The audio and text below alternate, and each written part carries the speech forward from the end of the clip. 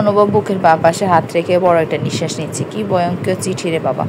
বাপের জন্মে এমন চিঠিকে কোনোদিন দেখেছে বলে মনে হয় না। চিঠি পড়ে সে এতটাই হতভম্ব হয়ে গিয়েছিল যে মেঘ তার সামনে থেকে চলে গেল সে খেয়ালই করেনি। তবুও চিঠিটা খুব যত্ন করে বুকের বাঁ পাশে বাজ করে রেখে দিল। তারপর মনে মনে বলল, ও কি কোনোভাবে বুঝে গেছে যে এটা আমার প্ল্যান? তা না হলে শেষে এমন সম্বোধন কেন করলো? যাই হোক, বুদ্ধি আছে বলা যায়, তবে চিঠির উত্তরটা তো দিতে হবে, এই বলে বাঁকা হাসলো। এদিকে মেয়ে ক্লাসে ঢুকে রহস্যময় হাসি দিল। এই হাসির কারণ হলো সে বাজেমাত করতে পেরেছে। মেঘের ভাবনার মাঝে সাগর শিশিরও দিয়ে আসলো আর বলতে লাগলো, তুই বলে অনুভব স্যারকে লাভ লেটার দিয়েছিস, এই বলিস স্যারকে দেখতে পারিস না কিন্তু পুরো ক্যাম্পাসের সামনে, এটা তুই কিভাবে করলি? আমাদের জন্য একটু অপেক্ষা করতে পারতি না? এটার পর হয়ে গেলাম আমরা। মেঘ তিনজনে দিয়ে তাকিয়ে বড় বড় চোখ করে বলতে লাগলো, ড্রামা করা শেষ তোমাদের? সাগর আমতা করে বললো, দেখ বোনও, আমরা ড্রামা করি না, যা সত্যি তাই বলছি। রাগ কেন করছিস? এত পর কীভাবে করে দিলি? মেঘ রাগী লুক নিয়ে সাগরের দিকে তাকিয়ে হাত বাড়িয়ে সাগরের কান ধরে বলল, তোরা এত খবর পেয়েছিস অথচ আমি এটা কেন করেছি সেটা তোরা জানিস না? এটা বিশ্বাস করতে বলবি না? একটা সুন্দর করে সিটে বসে, কারণ স্যার এলো বলে। মেঘের কথা শুনে সরে হো হো করে হেসে দিয়ে সিটে বসলো, কারণ এখন বেশি কথা বাড়ালে সবগুলো মার দিয়ে মেঘের দেরি হবে না। তাই ওরা আর কিছুই বললো না। ক্লাস শেষ করে ওরা সবাই ক্যান্টিনে গিয়ে বসলো। অনুভবে ক্লাসে ওরা কোনো ঝামেলা করেনি, লোক জানাজানি করে তামাশা করা ওরা ভুলেও করবে না। ক্যান্টিনের আড্ডার মাঝে একটা ছেলে এসে মেঘের উদ্দেশ্য বলল, আপু এই বইটা আপনাকে দিতে বলেছে। মেঘ কিছু না বলে বইটা হাতে নিয়ে ছেলেটাকে তখনই চলে গেল। মেঘ কিছু জিজ্ঞেস করতে পারলো না। বইটা ছিল ওদের ডিপার্টমেন্টের বই। বইটা হাতে নিয়ে কিছু সময় নাড়াচাড়া করে ব্যাগে ঢুকালো, সাথে বাঁকা আসলো, যার অর্থ কেউ বুঝলো না। বইটা কার আর কে দিতে বললো? আর কে? মেঘ সব কেনার উত্তর খুঁজতে যাবি না, কারণ উত্তর পাবি না। কেউ আর কিছুই বলল না, কারণ মেঘ যে গাড়তেরা সে বলবে না, বুঝে দিয়েছে। রাতে ঘুমানোর আগে মেঘ বইটা বের করলো, কারণ ও জানে এটা কোনো বই না, এখানে মেঘের চিঠির উত্তর দিয়েছে অনুভব কি করতে পারে তার ধারণা হয়ে গেছে। তার বইটা খুলতে দেখতে পেল, সেটা ভেবেছিল সেটাই, কিন্তু চিঠি না ছিল চিরকুটটা ছিল নীল রঙের খয়েরি ঋণ রঙের কাগজের উপর লেখা চিরকুট, রসিনতে তো আমি পারি না কিছু, আমি কত চেষ্টা মিলাই, আর কিভাবে মেলাবো তোমায়? তবুও এতটুকু বলতে পারি, তুমি কবির এক অলেখা কাব্য আর আমার জীবনের না বলা গল্প। চিরকুটটা পড়ে মেঘ বারবার বড় বড় করে নিঃশ্বাস নিতে লাগলো। কেমন যেন অস্থিরতা কাজ করতে লাগলো। কি বলবে আর কি করবে বুঝে উঠতে পারলো না। অনেক অস্থিরতা নিয়ে কোনো মতে রাত পার করলো। সকালবেলা মেঘের আম্মু ওর ছোট বোন বাইকে নিয়ে স্কুলে গেছে। মেঘও ভার্সিটিতে যাওয়ার জন্য রেডি হচ্ছিল, তখনই দরজার ডোরবেল বাজলো। ময়নার মা গিয়ে দরজা খুলে দিল, দেখলো উকিল সাহেব এসেছে। ময়নার মা তাকে বসতে দিয়ে মেঘকে তা জানিয়ে গেল। মেঘ এত সকালে উকিল সাহেবকে দেখে বেশ চিন্তায় পড়লো। তার উপর বাবা বাসায় নিয়ে ফিরবে আরও 2 দিন পর। তবুও মেঘ জানে কীভাবে পরিস্থিতি মোকাবেলা করতে হয়। মেঘ প্রথমে উকিল সাহেবের সাথে কুশলাদি বিনিময় করলো, তারপর আসার কারণ জিজ্ঞেস করলো। উকিল সাহেব জানালেন তিনি কাল প্রায় 6 মাসের জন্য ইতালি যাবেন, তাই আজ এসেছেন। উকিল সাহেব আরও বলেন তার কাছে কিছু দলিল আর একটা চিঠি আছে, যা তার দাদু তার 22তম জন্মদিনে দিতে বলেছিল। যেহেতু মেঘ তোমার জন্মদিন আর কিছুদিন পরে, তাই ভাবলাম আজই দিয়ে যাই, তা না হলে 6 মাসের আগে আর দেওয়া সম্ভব হবে না, হয়তোবা বেশ অনেকটাই দেরি হয়ে যাবে, তাই চলে এসেছি দিতে। দাদুর কথা শুনে মেঘের মনটা খারাপ হয়ে গেল। সে তার দাদুকে নিজের ভালোবাসাটা দেখাতে না পারার আফসোসটা আবার মনে দাগ কেটে গেল। তবুও স্বাভাবিক থেকে উকিল সাহেবের কাছ থেকে সব কিছু ভালোভাবে বুঝে নিল। উকিল সাহেব চলে যেতে মেঘ নিজের রুমে বসে সব কিছু হাতে নিয়ে দেখতে লাগলো। দেখলো দাদা তার নামে অনেক পুরনো একটা পৈতৃক সম্পত্তি লিখে দিয়েছে, যা তার বংশের মেয়েরা পায়, কিন্তু তার আগে যে পেয়েছে তাকে সে জেনে না। মেঘ অনেকটা অবাক হলো, কারণ যার নামে দেওয়া সে তো তার দাদার মেয়ের নামে পরিচিত, কিন্তু মেঘের তো কোনো পুকুর নেই, তাহলে কি বুঝতে পারলো না। দলিলগুলো খুব মনোযোগ দিয়ে দেখে নিল, তারপর কাঁপি হাতে দাদুর লেখা সেই চিঠিখানা হাতে নিল। খুলতে গিয়ে প্রথমে একটা হাস্যোজ্জ্বল একটা মেয়ের ছবি পেল। ছবিটা দেখে বোঝা যাচ্ছে অনেক পুরনো একটা ছবি। মেয়েটা দেখতে অনেকটা দাদুর মতনই, কিন্তু এই ছবির মেয়েকে সে কোনোদিন দেখেনি। ছবির পেছনে দলিলে লেখা এই মেয়েটির নাম। বাকিটা বুঝতে আর বাকি রইল না মেঘের। মেঘ তার দাদুর চিঠিটা আস্তে আস্তে করে খুলে পড়তে লাগলো। চিঠিটা যতই পড়ছে মেঘের হাত পা ততই ঠান্ডা হয়ে আসছে। চোখের পানি এক সময় বাধা ভেঙে পড়তে শুরু করলো। নিজেকে শক্ত রাখতে অনেক চেষ্টা করছে, কিন্তু পারছে না। কিভাবে সে একটা নির্মল সত্যটা স্বীকার করে নেবে? সে তো অনেক বড় ভুল করে ফেলেছে। এলোমেলো পায়ে ঘর থেকে বের হয়ে ভার্সিটিতে যেতে শুরু করলো। চোখে মুখে বিষণ্ণতার ছাপ স্পষ্ট। এদিকে অনুভব ক্লাস নিতে শুরু করেছে। মেঘ তখন এমনভাবে অনুমতি ছাড়া ক্লাসে প্রবেশ করে অনুভবের সামনে গিয়ে দাঁড়ালো। অনুভব নিজের মুখের সামনে হঠাৎ এভাবে মেঘকে দেখে অবাক হলো। মেঘের মুখে বিষণ্ণতা চাপ দেখে অনুভবের বুকের ভেতর হাহাকার করে উঠলো। হঠাৎ এভাবে এই রূপে ওকে আশা করেনি। তার চিরকুটের কারণ সে এমন হয়নি, সে যেটা বুঝতে পেরেছে, কিন্তু কি এমন ঘটনা ঘটলো বুঝতে পারছে না। ক্লাসের সবাই মেঘের দিকে তাকিয়ে আছে। অনুভব মেঘের থেকে দৃষ্টি সরিয়ে সবাইকে দেখতে লাগলো। তারপর বললো 10 মিনিটের জন্য একটু বিরতি লাগবে। এই বলে মেঘের হাত ধরে ক্লাসের বাইরে নিয়ে যেতে চাইলে, কিন্তু তার আগে মেঘ অনুভবের উপর অজ্ঞান হয়ে পড়ে গেল। মেঘের অজ্ঞান হওয়াতে অনুভব বেশ খানিকটা ভয় পেয়ে গেল। সাগর, দিয়া ও শিশির সাথে সাথে ওদের কাছে এলো। দিয়া, ও কি হলো? সকালেই তো কথা বলছি, তখন তো ঠিকই ছিল, কিন্তু ওকে দেখে মনে হচ্ছে অনেক কান্না করেছে, কিন্তু ও তো কাউকে ওর কান্না দেখায় না। তাছাড়া আপনার সামনে বা এভাবে কেন এলো বুঝতে পারছি না। সাগর, ওকে আগে হাসপাতালে নিতে হবে, ওর অনেক সমস্যা আছে। সাগরের কথা অনুভবের হুঁশ পেল। তাড়াতাড়ি করে কোলে তুলে নিল মেঘকে নিয়ে যেতে যেতে অনুভব বলল, শুভকে ফোন করে তাড়াতাড়ি আসতে বলো। সাগর দেরি না করে সাথে সাথে শুভকে ফোন করে জানিয়ে দিল হাসপাতালে আইসিইউ বাইরে সবাই মুখ কালো করে দাঁড়িয়ে আছে। অনুভব যেন নিজের তেজ অনুভব করছে, কোনো বোধ শক্তি যেন কাজ করছে না। শুভ এলো বেশ কিছু সময় পরে। শুভ এসে রাগী কণ্ঠ অনুভবকে বলল, আমাকে না জানিয়ে তুই কি কিছু করেছিস? মেঘের এমন অবস্থায় কেন হলো? তোকে আমি বারবার বলেছি বাড়াবাড়ি একটু করবি না। কিভাবে এমন হলো আগে বল। অনুভব আস্তে আস্তে শান্ত স্বরে সব বলল। তা শুনে শুভ কিছুটা শান্ত হলো। হঠাৎ এমন কি হতে পারে সেটা নিয়ে বেশ চিন্তায় পড়ে গেল। সেই সময় ডাক্তার ক্যাবিন থেকে বের হলো। ডাক্তার জানালো অতিরিক্ত কোনো কিছু নিয়ে চিন্তার পরে এমনটা হয়েছে। বয়সে তেমন কিছুই নেই, কিন্তু এত অল্প বয়সে মনে হয় চিন্তা বেশি করে। আমি ঘুমের ইঞ্জেকশন দিয়ে দিচ্ছি, 2-3 ঘন্টা পর স্বাভাবিক হয়ে যাবে। ডাক্তারের কথা শুনে ওদের সকলে কলেজে পানি আসলো। এতক্ষণ বেশ চিন্তায় ছিল ওরা। শুভ কিছু একটা ভেবে সাগর, শিশির আর রিয়াকে বলল, তোমরা এত সময় এখানে থেকে কি করবে? আমি অনুভব আছি, চিন্তা করতে হবে না। আমি মেঘের আম্মু যদি ফোন দেয় বলবে আমাদের সাথে আছে, আরও অসুস্থ হলে তোমাদের কল দিয়ে জানিয়ে দেবো। শুভর কথা শুনে ওরা আর কিছুই বললো না। ওরা জানে শুভ যেহেতু বলেছে তার পেছনে কারণ আছে, তাই ওরা মাথা নাড়িয়ে চলে গেল। শুভ অনুভবের দিকে সে দৃঢ়ভাবে কিছু সময় চেয়ে থেকে বলল, মেঘ তোকে কিছু হয়তো বা বলতে এসেছিল, কিন্তু বলার ভাষা বা শব্দ গুছিয়ে উঠতে পারেনি। বেশ চিন্তায় ফলে গুলিয়ে ফেলেছে।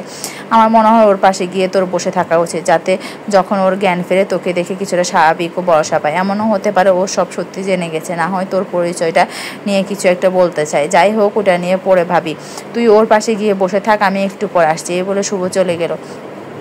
অনুভব এত সময় শুভর কথাগুলো খুব মনোযোগ দিয়ে শুনে বোঝার চেষ্টা করতেছিল। নিজেকে এতটা অসহায় আগে লাগেনি। ঝড় তুফান তো জীবনে কম যায়নি। নিজেকে স্বাভাবিক রেখে মেঘের পাশে আস্তে করে বসে রইল। হাত বাড়িয়ে সে যে হাতটা ধরবে সে সাহসও পাচ্ছে না। তবু অনেক কষ্টে সাহস জুগিয়ে হাত তুলল। তারপর গোর লাগা দৃষ্টি নিয়ে তাকিয়ে রইল মেঘের দিকে, যেন হাজার বছরের দেখার তৃষ্ণা মেটাচ্ছে। কেটে গেছে বেশ কিছু সময়। এত সময় ধরে অনুভব মেঘের কাছেই বসেছিল। শুভ তখন যাওয়ার কিছু সময় পরে চলে এসেছে। ভেতরে গিয়ে মেঘকে একবার দেখে বাইরে এসে বসে রয়েছে। মেঘের জ্ঞান ফিরতে শুরু করেছে। অনুভব তা দেখে দ্রুত নিজের হাত মেঘের হাত থেকে সরিয়ে নিল। মেঘ আস্তে আস্তে চোখ খুলল। আশেপাশে তাকিয়ে বুঝতে পারলো সে এখন হাসপাতালে। চোখ ঘুরিয়ে অন্য পাশে তাকাতে দেখতে পেল অনুভব তার দিকে তাকিয়ে আছে। অনুভবকে দেখে তার সকালের সব ঘটনা মনে পড়ে গেল। তারপর কষ্টে দু চোখ বেয়ে জল গড়িয়ে পড়তে লাগলো। অনুভব মেঘের চোখের পানি দেখে ব্যস্ত হয়ে পড়ল। মেঘকে বলতে লাগলো, পিচ্ছি, তোর কি অনেক কষ্ট হচ্ছে? দাঁড়া, আমি ডাক্তার ডেকে নিয়ে আসি। এই বলে অনুভব বাইরে যাওয়ার জন্য পা বাড়াতেই তখন মেঘ অনুভবকে বলল, ডাক্তার ডাকতে হবে না, আমি ঠিক আছি। মেঘের কথা শুনে অনুভব পেছনে ফিরে তাকালো। তারপর মেঘের কাছে এসে আবারও বসলো। তারপর মেঘের মাথায় হাত বুলিয়ে দিতে দিতে বলল, কি হয়েছে তোমার? আমাকে খুলে বলো। তোমার চোখের পানি আমি আর সহ্য করতে পারছি না। এই বলে মেঘের চোখের পানি মুছে দিল। মেঘ অনুভবের হাতের স্পর্শ পেতে চোখ বন্ধ করে নিল। কত বছরের পর মানুষটা তাকে ভালোবেসে স্পর্শ করেছে, কিন্তু সে যে মানুষটাকে ভুল বুঝে এসেছে এত বছর ধরে, ভাবতে কষ্ট আরও বেড়ে যাচ্ছে। মেঘ থেকে শক্ত রাখার চেষ্টা করেছে, তবুও কেন যেন পারছে না। চোখ বন্ধ রেখে অজরে কান্না করতে লাগলো। মেঘের এমন কান্না দেখে অনুভব আরো বেশি বিচলিত হয়ে পড়লো। মেঘকে ডেকে বলতে লাগলো, মেঘ, তুমি এভাবে কান্না কেন করছো? আমাকে খুলে বলো, আমি তা না হলে বুঝবো কিভাবে? আমাকে বলো প্লিজ। মেঘ অনেক কষ্টে বলতে লাগলো, বাবাকে একটা ফোন করা যাবে? আমি বাবার সাথে কথা বলতে চাই। অনুভব বললো, চাচার ফোন নাম্বার তো আমার কাছে নেই, শুভ বাইরে আছে, আমি ব্যবস্থা করছি। মেঘ আর কিছু বললো না। অনুভব শুভকে নিয়ে ভেতরে প্রবেশ করলো। শুভ মেঘকে ফোন দিয়ে বললো কথা বলতে। মেঘ ওর বাবাকে ফোন দিয়ে বললো, আজ রাতের মধ্যে মধ্যে যেন বাসায় ফিরে আসে। তার বাবা আর কোনো দ্বিমত না করে আচ্ছা বলে ফোন রেখে দিল, কারণ মেঘের কণ্ঠ অনেক ভারী শোনাচ্ছিল। তাছাড়া শুভ আগে মেঘের ঘটনা তার বাবাকে জানিয়েছে। মেঘ না বললেও সে আজ রাতের মধ্যে চলে আসতো। ডাক্তার এসে মেঘকে চেক আপ করে গেছে। মেঘ আগের থেকে অনেক ভালো আছে, ইচ্ছে করলে বাসায় নিয়ে যেতে পারে। তাই অনুভব ডাক্তারের কাছে গিয়ে সব কিছু ঠিক করতে গেছে। শুভ মেঘের মাথায় হাত বুলিয়ে দিতে দিতে বলল, কি হয়েছে আমাকে বল, কান্না করে অসুস্থ হয়ে পড়লি, তার উপর আঙ্কেলকে আসতে বলি। তার চেয়ে বড় কথা, অনুভবের সামনে গিয়ে কেন অজ্ঞান হয়ে পড়লি? তুই তো অনুভবের সাথে তেমন কথা বলিস না, এমন কি ঘটনা ঘটলো কিছুই বুঝতে পারছি না। মেঘ শুভর দিকে তাকিয়ে বলতে লাগলো, রাতে বাবা আসলে সব প্রশ্নের উত্তর একসাথে দেবো। তুমি আমার সাথে অনুভবকে নিয়ে বাসায় যাবে? অনেক ভুল করে ফেলেছি, সব কিছু ঠিক করতে হবে। আরও একটা কথা, তোমার এঙ্গেজমেন্টের দিন আরও একটা এঙ্গেজমেন্ট হবে, তারও ব্যবস্থা করতে হবে। তুমি পারবে তো? শুভ, সব পারবো, কিন্তু সেটা কার বলবি তো আগে। মেঘ, সেটা সময় হলে জানতে পারবে, তবে সেটা তোমার খুব আপন কারো একজনের, এটা জেনে রাখো। শুভ মেঘের কথা শুনে ব্যাবলার মতো চেয়ে আছে। এই মেয়েকে বোঝা অনেক কঠিন, কখন কি করে ফেলে আল্লাহ ছাড়া আর কেউ বলতে পারে না। মেঘকে নিয়ে শুভ আর অনুভব মেঘেদের বাড়িতে গেল। শুভ মেঘের সব ঘটনা মেঘের আম্মুকে খুলে বলল। তারপর অনুভবকে পরিচয় করে দিল। অনুভবকে দেখে মেঘের আম্মুর চোখ বড় বড় হয়ে গেল। তারপর মেঘের দিকে তাকিয়ে রইল। মেঘ তার মায়ের চোখের ভাষা বুঝতে পারলাম, তাই সে মুচকি হেসে মাকে তার দায়িত্ব পালন করার জন্য ইশারা করলো। মেঘের মা দেরি না করে তাড়াতাড়ি ওদের বসতে বলল আর খাবারের ব্যবস্থা করতে লাগলো। এদিকে মেঘ নিজের রুমে এসে আগের মতো করে কান্না করতে লাগলো। নিজেকে শান্ত বা স্বাভাবিক কোনোটাই করে রাখতে পারছে না, নিজেকে বড়ই অসহায় বোধ করছে। অনুভব ছোটর সাথে পরিচয় হলো, তার সম্পর্কে সবকিছু জিজ্ঞেস করে দিল। এর মাঝে মেঘের মা হরেক রকমের খাবারের ব্যবস্থা করে ফেলেছে। মেঘের মা অনুভবের সাথে কথা বলে সবার খোঁজ খবর নিচ্ছিল। অনুভবকে এতগুলো বছর পর দেখেও তার চিনতে ভুল হয়নি। অনুভবকে কিভাবে তার ভালোবাসাগুলো প্রকাশ করবে সে তা বুঝে উঠতে পারছে না। তখনই ময়নার মা এসে মেঘের মায়ের কানে কি যেন বলল, তা শুনে তার মুখ অন্ধকার হয়ে গেল। শুভ আর অনুভব তা সবই খেয়াল করলো। মেঘের আম্মু ওদের উদ্দেশ্যে কিছু বলতে নেবে তার আগে অনুভব বলল, চাচি আমি কি মেঘের রুমে যেতে পারি?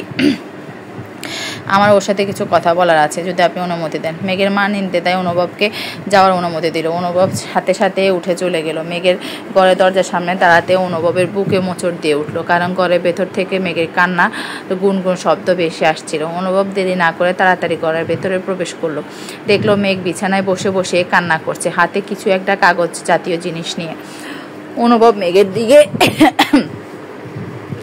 এগিয়ে গিয়ে তারপর মেঘের পাশে বসলো। মেঘ মাথা তুলে অনুভবকে দেখে হঠাৎ করে একটা কাণ্ড করে ফেললো, যা অনুভব কল্পনাও করতে পারেনি। ঘটনাটা এত দ্রুত হয়ে গেল যে অনুভব পুরো ফ্রিজ হয়ে গেছে, কারণ মেঘ অনুভবকে দেখে তার কষ্টগুলো আরও বেড়ে যায়। তাই সে অনুভবকে জড়িয়ে ধরে, যা অনুভব আশাও করেনি। কিছু সময় পর অনুভবের হুঁশ ফেরে, তখন অনুভব ও মেঘকে দুহাত দিয়ে আঁকড়ে ধরে। মেঘ কান্না করতে করতে বলে, আপনার মনে এত কষ্ট জমে আছে, তা কেন আমায় এতদিন বলেননি? কেন আরও আগে ফিরে আসেননি? এত দেরি করে এসেছেন কেন? আচ্ছা, এত কষ্ট কীভাবে আপনি বহন করে বেরিয়েছেন? আমাকে একটু বলেন না, আমি শুনতে চাই। অনুভব মেঘের মাথায় হাত বুলিয়ে দিতে দিতে বলতে লাগলো, কী সব আবল তাবল বলছো? শান্ত হও, নিজেকে স্বাভাবিক রাখার চেষ্টা করো।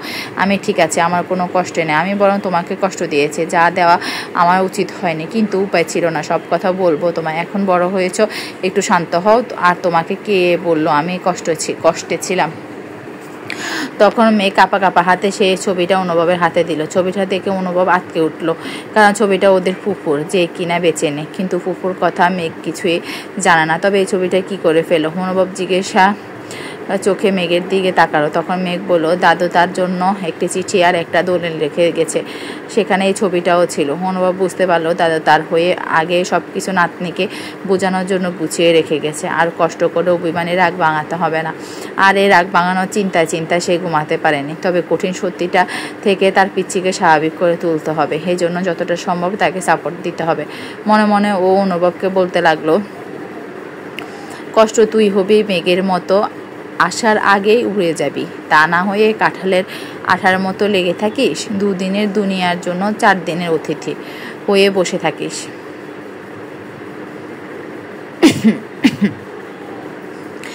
সময় রাত 8টা। মেঘেদের বসার ঘরে মেঘের মা, বাবা, ভাই, শুভ, অনুভব আর মেঘ বসে আছে। সবার মুখে বিরাজ করেছে বিরহের বিষণ্ণতার ছাপ। একটু একটু আগে মেঘের দাদার লেখা শেষ চিঠিখানা পড়ে সবারই অবস্থা। চিঠিতে লেখা ছিল, দিদিভাই তুমি যখন এই চিঠিখানা পড়বে তখন হয়তো বা আমি তোমার কাছে থাকবো না। আমি তোমাকে অনেক বেশি ভালোবাসি দিদিভাই। তোমার চেহারাটা আমার মায়ের মতো, তোমাকে দেখলে আমার মায়ের কথা মনে পড়ে।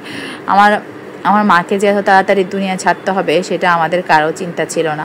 আমার মা ছিল আমার কাছে দুনিয়ার সবচেয়ে বেশি প্রিয়, আর তারপর হলো তুমি। তোমাকে যদি আবার নিজেদের ভুলের জন্য হারাতে হয়, তাই তোমাকে ভালো রাখার জন্য দূরে সরিয়ে রাখা হয়েছিল। আমার মায়ের একটা ছবি তোমাকে দিয়ে গেলাম। আমার মাকে হত্যা করা হয়েছে। অতীত। অনুভব প্রতিদিনের মতো স্কুল ব্যাগে মেঘের জন্য চকলেট নিয়ে আসতো। সেদিনও তাই করার জন্য অনুভব তার মার কাছে যায় টাকা নেওয়ার জন্য, কিন্তু ঘরে ঢোকার আগে ওর মাকে দেখতে পায় কারোর সাথে যেন ফোনে কথা বলছে। ফোনে সে বলছে, নাসিমাকে যেভাবে ভয় দেখিয়ে মেরে ফেলেছি ঠিক সেভাবে মেঘকেও মেরে ফেলবো, তারপর আর কোনো পথের কাঁটা থাকবে না। বংশ পরম্পরায় যে সম্পত্তিটা মেয়েরা পেত সেটা আমি বড় বউ হিসেবে পেতে যাব। সহজ বা হবে না জানি, কিন্তু কোটি কোটি টাকা সম্পত্তি হাতছাড়া করা যাবে না। কথাটা দরজার বাইরে থেকে অনুভব সব শুনে নিজের মায়ের এমন রূপ দেখে সে ভয় পেয়ে যায়, দৌড়ে দাদার কাছে চলে যায়। দাদা অনুভবকে এমন ভিতরের রূপ দেখে হাতকে ওঠে আর বলে, কি হয়েছে দাদাভাই, তোমাকে এমন লাগছে কেন? অনুভব মাত্র ক্লাস 8-এ উঠেছে, তেমন বুদ্ধিমানও ছিল না। মায়ের এমন রূপ দেখে সে পুরো নির্বোধ হয়ে পড়েছিল। অনেক কষ্টে কাঁপা কাঁপা গলায় বলল, দাদা, নাসিমা ফুপুকে মেরে ফেলা হয়েছে। ফুপু সেদিন এমনিতে মরে যায়নি, এখন মেয়েকেও মেরে ফেলবে ওরা, তুমি বাঁচাও। কথাটা শোনার পর দাদাভাই রাগে কষ্টে কান্না করে দেয়। বাবার আগে সন্তানের মৃত্যু কী যে যন্ত্রণা সেটা শুধু বাবারাই জানে। এর চেয়ে ভারী বোঝা পৃথিবীতে আর কিছু নেই। দাদাভাই অনেক বুদ্ধিমান ও চতুর ছিলেন। সে নিজেকে স্বাভাবিক রেখে অনুভবকে জিজ্ঞেস করলেন ঘটনার আগে। তখন অনুভব সব কিছু খুলে বলল। দাদা তার বুদ্ধি কাজে লাগিয়ে অনুভবকে বলল, মেঘ যখন তোমার ব্যাগ থেকে চকলেট নিয়ে আসবে তখন তুমি তাকে চোর উপাধি দেবে, যাতে বাসায় অশান্তির সৃষ্টি হয়। তারপর ওদের বাসা থেকে দূরে পাঠিয়ে দিয়ে তোমার মার বিরুদ্ধে প্রমাণ জোগাড় করতে পারি, আর ঘটনার পেছনে আর কে কে আছে সব জানতে পারি। তাই ওই দিন মেঘকে চোর উপাধি দিয়ে অনুভব মেঘকে থাপ্পড়ও মেরেছিল। ফলে ওর চাচা বাসা ছেড়ে চলে আসে। ঘটনার সব প্রমাণ জোগাড় করতে প্রায় অনেক সময় লেগে যায়, প্রায় বছর খানেকের মতো। পরে মেঘের বাবাকে সব খুলে বললেও মেঘের বয়স কম থাকার কারণে তার বুঝ আর অভিমানের কাছে তাকে বোঝানো বা সব খুলে বলা সম্ভব হয়নি। তাই মেঘ রাগ করে দাদাভাইয়ের সাথে যোগাযোগ রাখে না। বর্তমান সব ঘটনা দাদাভাই খুব ছোট করে মেঘকে বুঝিয়ে লিখে রেখে যান, আর সাথে এটাও বলে তার খুব ইচ্ছে ছিল অনুভবের সাথে মেঘের বিয়ে দেওয়া। মেঘের যদি অমত না থাকে, না পারলে অদম দাদাভাইকে মাফ করে দেয়। ইতি দাদাভাই। ছেলেদের বলে কাঁদতে হয় না, কিন্তু ছেলেদের যে মন আছে সেটাও তো বুঝতে হবে। মায়ের জন্য কতগুলো মানুষ কতটা বছর সাফার করেছে এই ভেবে অনুভবের চোখ দিয়ে পানি গড়িয়ে পড়লো। চোখে পানিটা খুব গোপনে হাত দিয়ে মুছে ফেললো। তারপর নিজেকে শক্ত করে বলতে আরম্ভ করলো, পুকুর হত্যার কাহিনী বের করার জন্য আমি আর দাদু সবসময় মাকে চোখে চোখে রাখতাম, আর ভাবতে লাগতাম দূর থেকে হেও তো মা মেঘের ক্ষতি করার চেষ্টা করতে পারে। তাই সে এখন রাগের বশে কি করতে চায় এবং পরবর্তী পদক্ষেপ কি হতে পারে এজন্য অনেক সজাগ থাকতাম।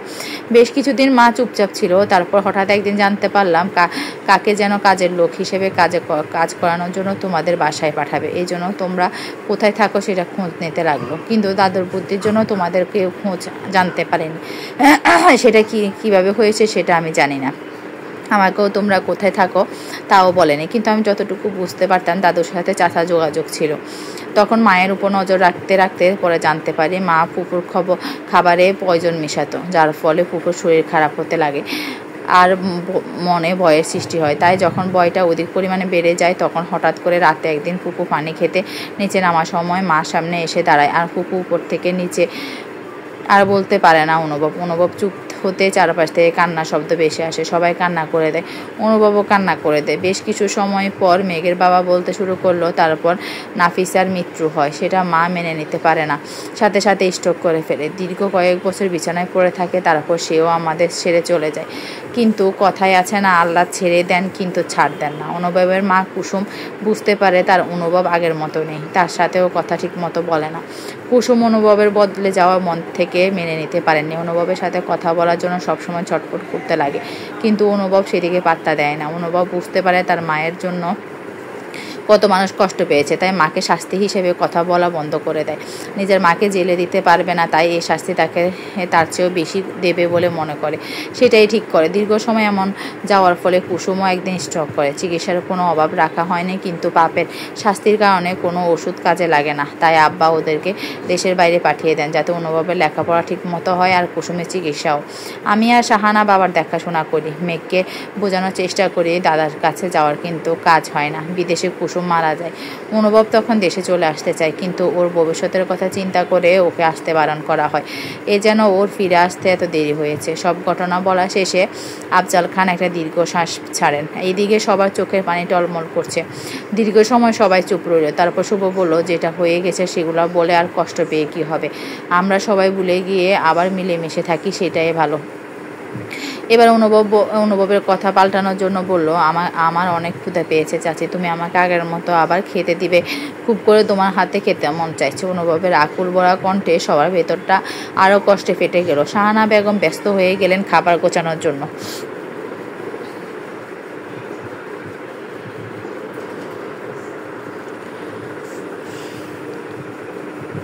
কেটে গেছে 2 মাস। সেদিন শাহানা বেগম অনুভবকে পরম যত্ন নিজ হাতে খেয়ে দিয়েছিলেন। মেঘ তার বাবাকে চুপ করে ডেকে অনুভবকে বিয়ে করতে রাজি আছে সেটাও বলেছিল, কিন্তু আফজাল সাহেব যখন অনুভবকে বিয়ের কথা বলে তখন অনুভব বলেছিল মেঘ এখনও অনেক ছোট, তাদের দুজনের মধ্যে তেমন কোনো সম্পর্ক এখনও হয়নি, তাই নিজেদের একটু সময়ের প্রয়োজন বোঝার জন্য এবং সম্পর্ক তৈরি করার জন্য। অনুভবের কথা আফজাল সাহেবের বেশ মনে ধরে। ছেলে যে দাদার মতো বুদ্ধি হয়েছে সেটা ভেবে বেশ খুশি হন। এদিকে 2 মাসে অনুভব আর মেঘের সম্পর্কে বেশ উন্নতি হয়েছে। একে অপরকে বোঝার চেষ্টা করে, সময় দেয় এবং মাঝে মধ্যে একটু ঘুরতেও যায়। তবে মাঝে মধ্যে মেঘের দুষ্টামির জন্য নাজেহাল হতে হয় অনুভবের। ভার্সিটিতে এসে অনুভব মাঝে মধ্যে ভয় থাকে। আজও তার মন কুড়াচ্ছে যে কে যেন মনে হচ্ছে কিছু একটা পাগলামি অবশ্যই করবে। মন যে ভয়টা ছিল সেটাই হয়েছে। অনুভব ক্লাসে ঢোকার সময় দেখতে পেল সবাই মেঘকে ঘিরে রেখেছে, শুভেচ্ছা অভিনন্দন জানাচ্ছে, আর মেঘও তা খুশি মনে গ্রহণ করছে। কারণ বোঝার জন্য চোখ ও কান খাড়া করতে জানতে পেল মেঘের হাতে এঙ্গেজমেন্টের কার্ড সবাইকে দেওয়ার জন্য নিয়ে এসেছে। কিন্তু এটা তো অনুভবের অজানা। তাহলে কি মেঘ ওকে ছাড়া অন্য কাউকে নিজের জীবন আনতে যাচ্ছে? গাদে মেয়েটা কেন ওকে বোঝে না? মাঝে মধ্যে মনে হয় সব বোঝে, আর মাঝে মধ্যে মনে হয় আস্তে একটা পাগলি। বাবার মাঝে অনুভব আবার নিজেকে বকা দিল। সে তো তার মনের অনুভূতি বোঝানোর জন্য কিছুই করেনি, তাহলে বুঝবে কি করে? মেয়ে মানুষ তো এমনিতে তেরা।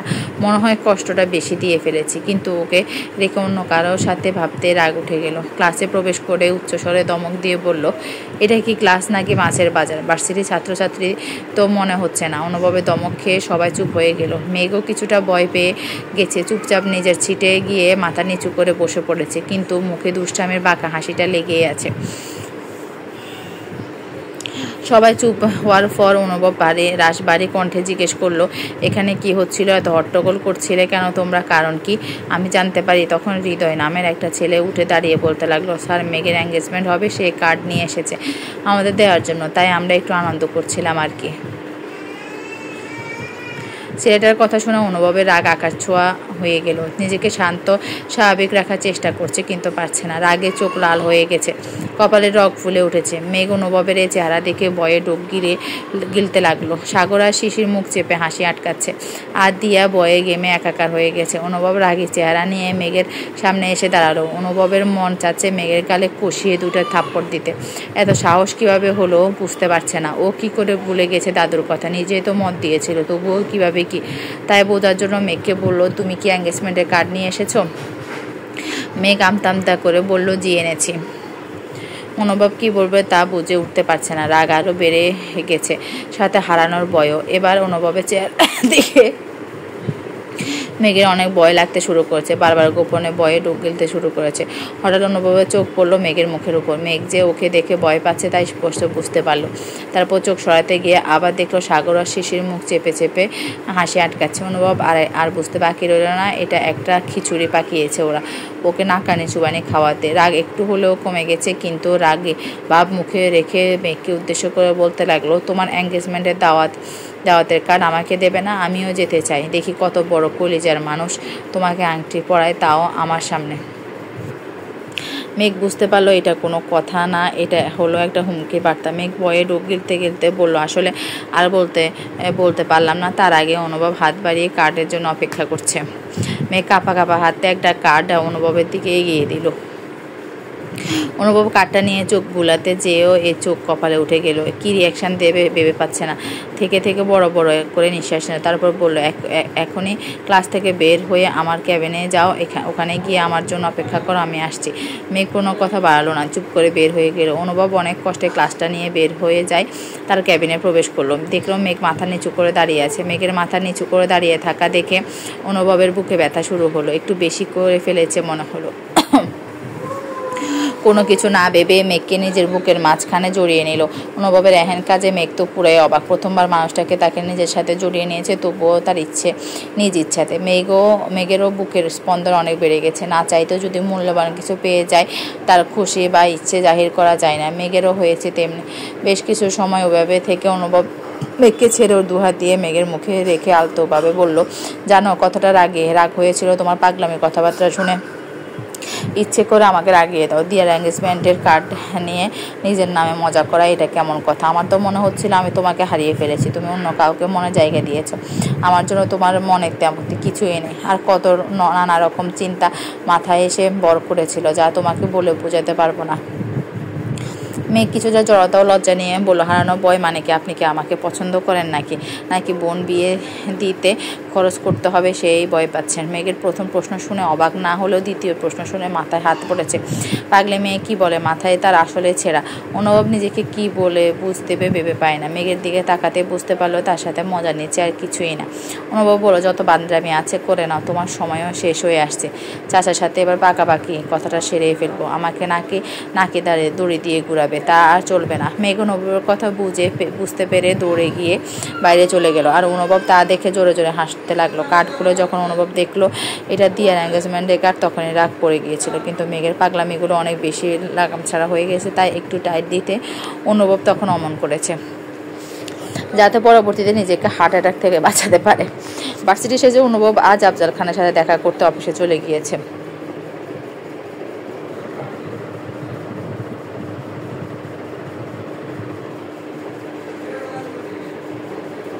অফিসে যেতে শুভর সাথে অনুভবের দেখা হয়। অনুভবকে দেখে শুভ অনেক খুশি হয়, কারণ ব্যস্ততার কারণে কয়েকদিন ধরে ওর আড্ডা দিতে পারে না। তাছাড়া ইরার সাথে সামনে শুভর বিয়ে ঠিক হয়েছে, তাই বিয়ের আগে সব কাজগুলো গুছিয়ে নিচ্ছে যাতে সমস্যা না হয়। তাই অনুভব শুভকে দেখে মজা করে বলতে লাগলো, নতুন জামাই দিনকাল কেমন যাচ্ছে? আমাদেরকে তো ভুলেই গেছেন। আপনার বোন তো আমাকে নাকানি চুবানি খাওয়াতে বলে না। অনুভবের কথা শুনে শুভ উচ্চস্বরে হেসে ফেললো। তারপর বলল, আমার বোনকে নিজের করে নেন, দেখবি আর পাগলামি করবে না। অনুভব মুখে হাসি নিয়ে বলল, সেই ব্যবস্থা করতে এসেছি। শুভ, সত্যি বলছিস? তাহলে একদিনে দুটো বিয়ের দিন করে ফেল, তাহলে ভালো হবে, অনেক মজা হবে। অনুভব, আইডিয়াটা মন্দ নয়, চল চাচার সাথে দেখা করে সব ফাইনাল করি। তারপর শুভ আর অনুভব আফজাল খানের ক্যাবিনে প্রবেশ করলো। আফজাল খান অনুভবকে দেখে বেশ খুশি হলো। প্রথমে ওরা খুশি রাতে বিনিময় করলো, তারপর অনুভব বিয়ের কথাটা বলতে গিয়ে আমতা করতে লাগলো। অনুভব এমন করতে দেখে শুভর নিজের হাসি আটকিয়ে রাখতে পারলো না, পিক করে হেসে ফেললো। শুভর হাসি দেখে আফজাল খানও হেসে ফেললো। সেও অনুভবের মনোভাব বুঝতে পেরেছিল। দুজনে হাসি দেখে অনুভব ব্যাককেলের মতো চেয়ে রইল, কারণ শুভর হাসির রহস্য সে বুঝলেও চাচার হাসির কারণ বুঝলো না। অনুভবের এরূপ চেহারা দেখে আফজাল খান নিজেই বলতে লাগলো, আরে বেটা, তোর বয়স আমি অনেক আগে পার করে এসেছি, এত আমতা করতে হবে না। কবে দিন তারিখ করতে চাচ্ছি সেটা বল আগে। অনুভব কিছুটা লজ্জা পেল, তবুও বলল, বাবা তো সামনের সপ্তাহে জাপান থেকে আসছে, তুমি যদি রাজি থাকো তাহলে শুভ আর ইরার বিয়ের দিনে আমাদের জন্য নির্ধারণ করতে পারো। একসাথে হলে ঝামেলা কম হবে, তাছাড়া বাবা সব দায়িত্ব তোমার উপরে দিয়ে রেখেছে। আফজাল সাহেব কিছু ভাবলেন, তারপর বললেন, ঠিক আছে, আমি ভাইয়ের সাথে কথা বলে নেব। তাহলে 2 সপ্তাহ পরে এটা ফাইনাল। বলে কিভাবে কি করা যায় তার আলোচনা মোটামুটি শেষ করে নিল। রাতে আফজাল খান বাসায় ফিরে মেঘ ও তার মাকে সব জানালো। মেঘ বললো, এটা কেমন কথা? আমি তো তাহলে শুভ ভাইয়ের বিয়েতে কোনো মজা করতে পারবো না, এটা আমি মানি না। ওই খবির বেটাকে আমি দেখে নিচ্ছি। মেঘের কথা শুনে ওর বাবা আর মা হেসে ফেলো। তাদের হাসি দেখে মেঘের হুঁশ হলো ও কি বলে ফেলেছে। মেঘ লজ্জা পেয়ে দ্রুত নিজের ঘরে চলে গেল। তারপর কিছু সময় লজ্জায় পেলেও তবু অনুভবকে কল দিল। অনুভব এত সময় যেন এই ফোনের অপেক্ষা ছিল। অনুভব ফোন ধরে হ্যালো বলার আগে মেঘ বলতে লাগলো, কি সমস্যা আপনার? আমার সুখ আপনার সয় না? আমি ভাইয়ের বিয়েতে কত মজা করবো ভেবেছিলাম, আর আপনি তা নষ্ট করার জন্য উঠে পড়ে লেগেছেন। আগেই ডেট ফেলতেন, কিন্তু ওই দিনই কেন? অনুভব মেঘের কথা শুনে হাসতে হাসতে বলল, পাগল কি সাধে বলে?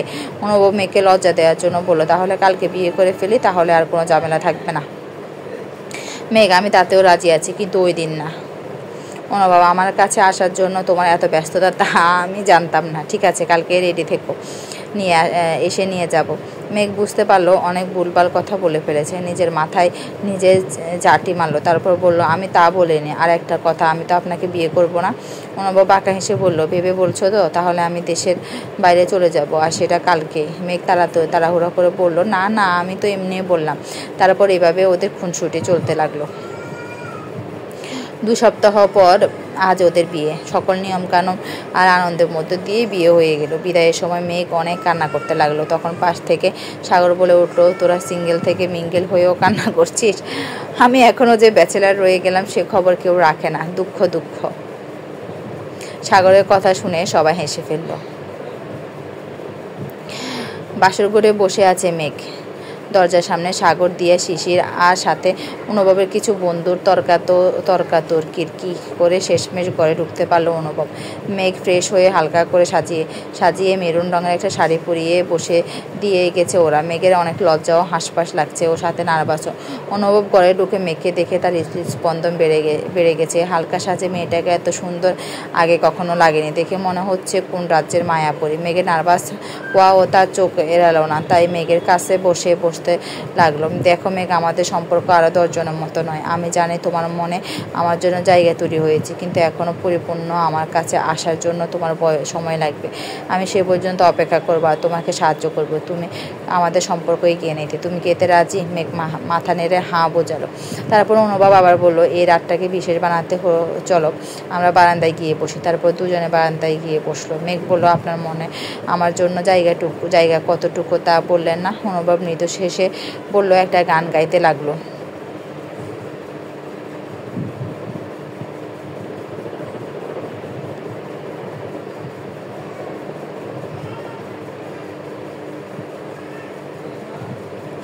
এভাবেই তাদের ভালোবাসার পথ চলা শুরু হলো। গল্পটা কেমন লেগেছে জানাতে ভুলবেন না। সবার মতামত জানার জন্য অপেক্ষা রয়েছে। ধন্যবাদ। যদি আমার গল্পগুলো ভালো লেগে থাকে, please like, share and subscribe my channel. সবাইকে অসংখ্য ধন্যবাদ।